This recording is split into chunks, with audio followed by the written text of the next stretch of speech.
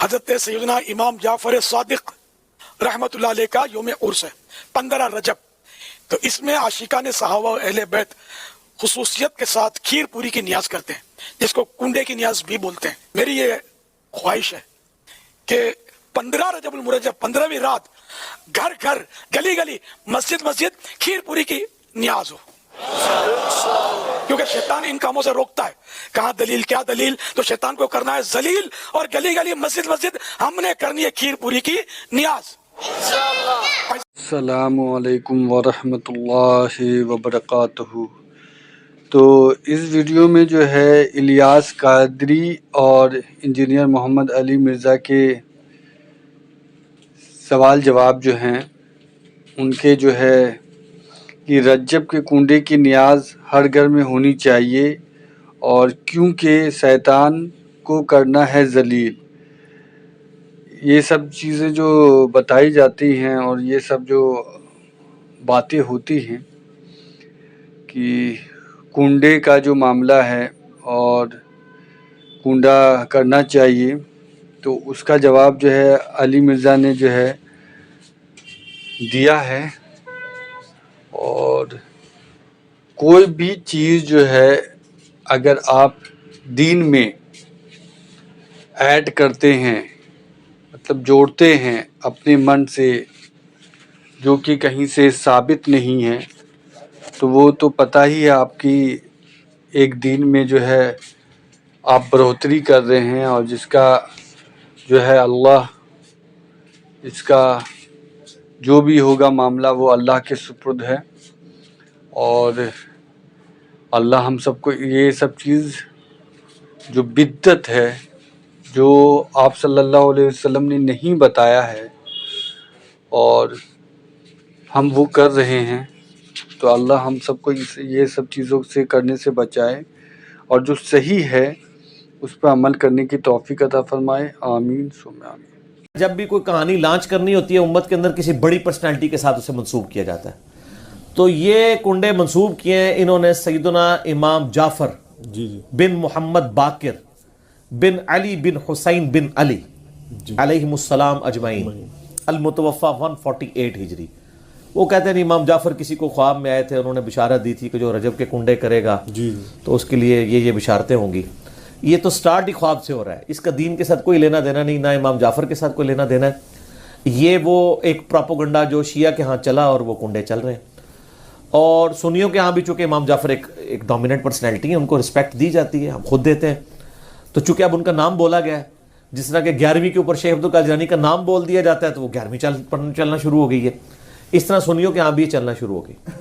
باقی دوسری طرف اہل سنت میں جو اینٹی شیعہ ایلیمنٹس تھے، انہوں نے کوشش کی کہ جی اس سرمنی کو ڈیلیوٹ کرنے کے لیے انہوں نے ایک نئی کہانی ڈیوائز کی. انہوں نے کہا کہ اصل میں 22 رجب کو حضرت معاویہ ابن ابی سفیان رضی اللہ تعالیٰ عنہ کی وفات ہوئی تھی. اس وفات کی خوشی میں شیعہ جو ہے نا وہ کنڈے بناتے ہیں. یہ ایک نئی کہانی انہوں نے دریافت کی. تو یہ کہانی جب آپ نے دریافت کی ہے تو یہ کہانی دریافت جن لوگوں کے بارے میں کی ہے، سر ان کی بھی رائے لے لیں کہ ان کا موقف یہ ہے بھی ہے کہ نہیں. تو وہ آپ کو کہیں گے کہ ہمارے لیے حضرت معاویہ کی موت یا زندگی اتنی اہمیت کی حامل نہیں ہے کہ ہم اس کو سیلیبریٹ کریں. وہ تو کہتے ہیں ہم ان کو کوئی اہمیت دیتے ہی نہیں ہے، ہم ان کو اتنا امپورٹنٹ پرسنالٹی کے طور پہ نہیں مانتے. وہ کیا مانتے ہیں وہ ایک علیحدہ معاملہ ہے، لیکن کہتے ہیں اتنا بھی ہم نے سیریس نہیں لیا ہوا ان کو. یہ اسی طریقے سے ہے جیسا کہ بریلویوں کو یہ کیا کہانی کی کروائی جاتی ہے اور دیوبندیوں کو کہ اہل حدیث اماموں کو نہیں مانتے. ہم بھی بچپن میں، میرا خود بھی سارے فرقوں میں، مطلب میرا تو بلٹ اپ سارا بریلویت میں ہوا ہے. تو اب یہ بہت بڑی کہانی اور چل رہی ہے. آپ کسی اہل حدیث سے بھی جا کے پوچھے کہ یار آپ اماموں کو نہیں مانتے، وہ کہیں گے نعوذ باللہ ہم تو مطلب اماموں کی خدمات کو لے کے چل رہے ہیں. چلے اگر امام حنیفہ رحمہ اللہ سے کوئی اختلاف بھی ہوا کسی مسئلے میں وہ تو الگ بات. باقی جو 3 بڑے فقہ کے امام ہیں، 3 وہ جو کہانی کرا کے بتائے گئے ہیں، یہ تو ہزاروں فقہ کے امام ہیں جن کے نام کتابوں میں ہیں لیکن وہ پبلکلی نہیں چلے. یہ وہ 4 امام تھے جن کو فرقوں نے آپ سمجھ لیں پروموشن کرنا شروع کر دی. تو ایک معاملات چل گئے، پارٹیاں مل گئی ان کو. جیسے نبی اسلام کی ایک بیٹی سیدہ فاطمہ کو پارٹی مل گئی، باقی بیٹیوں کو پارٹی نہیں ملی تو وہ بیچاری مشہور نہیں ہوئی. حالانکہ شیعہ کی معتبر کتابوں کے اندر یعنی نبی علیہ السلام کی 4 بیٹیاں. ایران کے شیعہ تو 4 وہ کہتے ہیں یہ تو انڈاؤٹڈ مسئلہ ہے. یہاں پہ کہانیاں انہوں نے کروائی ہوئی ہیں. ایون سب سے بڑا جو رافضی ہے یاسر الحبیب وہ بھی نبی علیہ السلام کی 4 بیٹیاں مانتا ہے. وہ بھی اس کے بھی انکار کرنے کی ضرورت نہیں بھی. ناج البلاغہ کے اندر مولا علی علیہ السلام نے حضرت عثمان کو داماد رسول فرمایا. ٹھیک ہے, تو کہانیاں لیکن وہ چل رہی ہوتی ہیں اس طریقے سے. تو وہ ایک کہانی انہوں نے چلا دی اور وہ کہانی ان کی بکنی شروع ہو گئی کہ اماموں کو نہیں مانتے. وہ آپ اہل حدیثوں سے پوچھے آپ اماموں کو مانتے ہیں, وہ کہتے ہیں سر اماموں کا نہ مانے تو ہماری ساری کتابیں ختم ہو جائیں گی, کیونکہ امام بخاری کے استاد ہیں احمد بن حنبل, احمد بن حنبل کے استاد ہیں امام شافعی, امام شافعی کے استاد ہیں امام مالک, اور ان اماموں سے حدیثیں ہیں بخاری مسلم میں. اگر ہم ان اماموں کو ہی نہ مانیں تو ان حدیثوں کو پھر ہم کہاں سے مانیں گے جن کی چین سے وہ آ رہی ہیں. وہ پھر آپ کو بتائیں گے کہ ہم اماموں کو بھی مانتے ہیں اور اماموں کی بھی مانتے ہیں. اماموں کو مانتے ہیں کہ ان کی رسپیکٹ کرتے ہیں, اماموں کی مانتے ہیں کہ اماموں نے ہمیں بتایا ہے کہ ہماری کوئی بات بھی کتاب و سنت کے خلاف ہو تو اس کو چھوڑ دو. ہم اماموں کی روایت کردہ احادیث کو مانتے ہیں, باقی ان کے جو فتاوی جات ہیں جو دوسری صحیح الاسناد احادیث یا صحابہ کی اقوال کی روشنی میں غلط ثابت ہوتے ہیں, ہماری روشنی میں نہیں ان کی روشنی میں, ہم ان چیزوں کو چھوڑ دیتے ہیں. تو اسی طریقے سے شیعہ کے بارے میں کہانی کرا دی. وہ حضرت معاویہ کی ڈیتھ کا دن منا رہے ہیں اور یہ سنی بھی ان کے دیکھا دیکھے شروع ہو گیا, ان کا اور چل رہا ہے. یہ اصال ثواب کے معاملے میں میرا بالکل کیٹاگوریکل ایک اوپینین ہے. لاکھوں لوگوں نے یوٹیوب پہ میری ویڈیو دیکھی ہے, مسئلہ نمبر 74. آپ اصال ثواب لکھیں یوٹیوب پہ, ٹاپ آف لسٹ میری وہ ویڈیو کھل جائے گی, اس میں نے ساری چیزیں بتائی ہیں. 11ویں ہو, میلاد ہو, محرم کی نیاز ہو, یا آپ کی یہ رجب کے کنڈے ہوں, ان ساروں کے بارے میں کہ یہ سب کی سب ایکٹیویٹیز دین میں خود سے داخل کی گئی ہیں. ہم ان کو کفر و شرک والا معاملہ نہیں کہتے لیکن بدعات تو ہیں. اب رہ گیا مسئلہ کہ اس طرح کی ایکٹیویٹیز میں جو کھانا ہے وہ حلال ہے یا حرام ہے. وہ بھی میں نے اس کے اندر بتایا ہوا ہے کہ کھانے کو حرام کہنے کے لیے یہ چیز ضروری ہے کہ آپ پہلے اس کی حرمت ثابت کریں.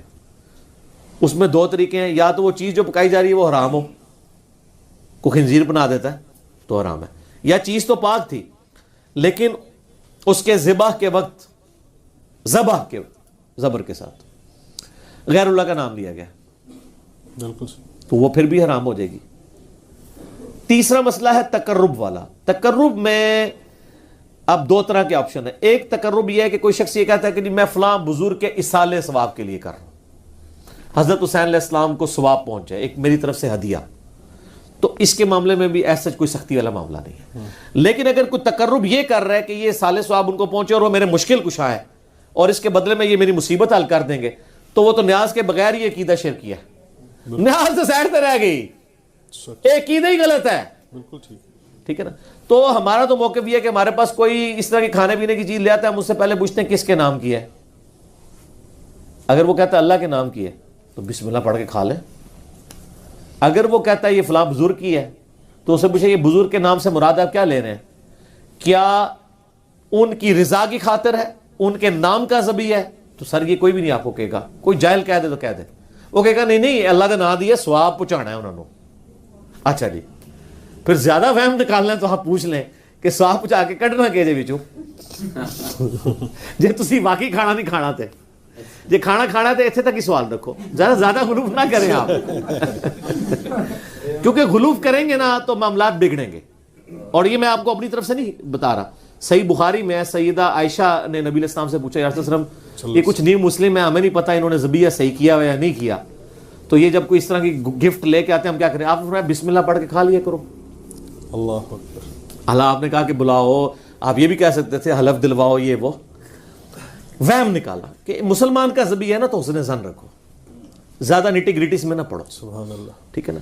اس کا غلط رزلٹ بھی نکال لیا یوسف القرداوی صاحب نے.